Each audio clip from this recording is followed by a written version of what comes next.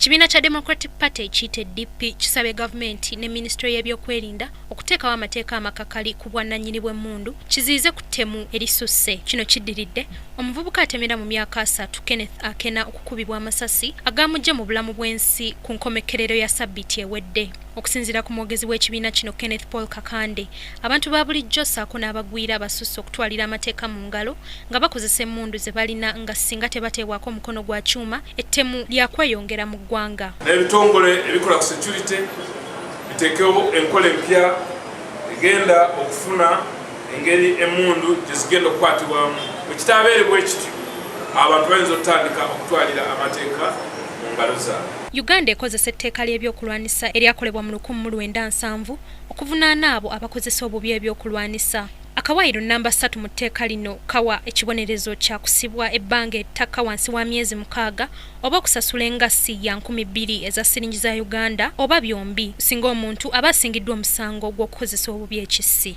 Era ekibiina kya DP kigamba nti kino kye kiseera Uganda okulabira ku Amerika eteeke mu nkola demokrasiya okukyusa mu bukulembeze bw'eggwanga nga bwe kyalabiddwako mu kalulu k'obwa pulezidenti bwa Amerika akakubiddwa Ssabbiiti ewedde.